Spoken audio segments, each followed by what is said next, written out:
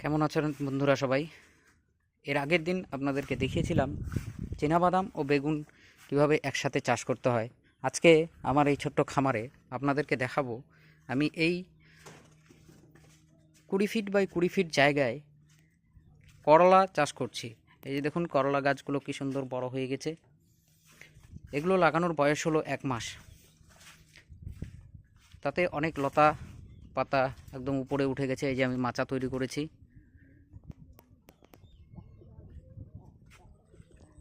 এই যে দেখুন করলা গাছগুলো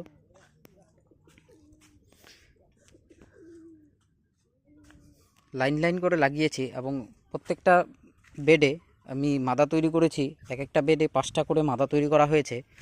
5টা মাদাতে আমি 4টা করে বীজ দিয়েছিলাম, তাতে এই গাছ হয়েছে। আপনারা দেখতেই পাচ্ছেন করলা গাছগুলো কত সুন্দর হয়েছে।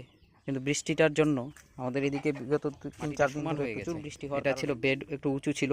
এই যে মাদাগুলো দেখুন, করলা গাছগুলো বেড়ে চলেছে। আর 15-20 দিন পরেই এই গাছগুলোতে ফুল চলে আসবে।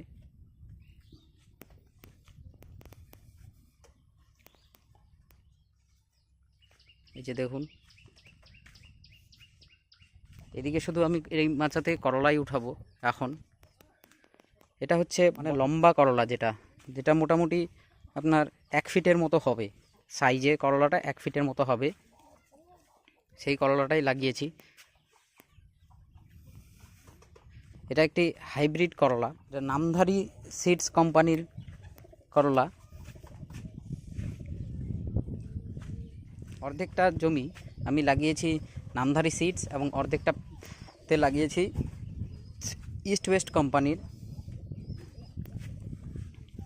করলা।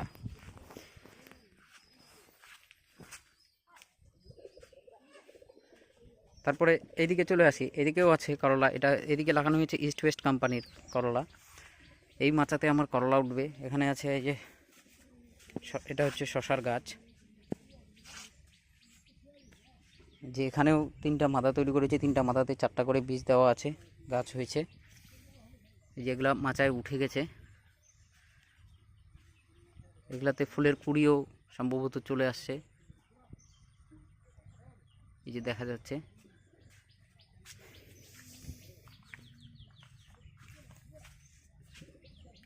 এই যে এখানে আমার দেখছেন আমি লাউ লাগিয়েছিলাম। লাউয়ের গাছ আমার ঘরের উপরে উঠে গেছে ছাউনিতে। এই যে কত সুন্দর লাউ হয়েছে, একই মাচায় উঠে গেছে, খাওয়ার মতো উপযুক্ত লাউ হয়ে গেছে। এর পরবর্তীতে ভিডিওতে দেখাবো করলা কীরকম ফলন হচ্ছে, ফুল কীরকম আসছে। আজকে এই পর্যন্তই। এর পরবর্তী ভিডিও পাওয়ার জন্য আপনারা অবশ্যই আমার চ্যানেলটিকে সাবস্ক্রাইব করে নেবেন এবং বেল আইকনে প্রেস করবেন। চ্যানেলটিকে লাইক ও সাবস্ক্রাইব করে শেয়ার করে দিবেন সকলের মাঝে, যেন সবাই আমার এই ক্ষুদ্র প্রচেষ্টা দেখতে পারে।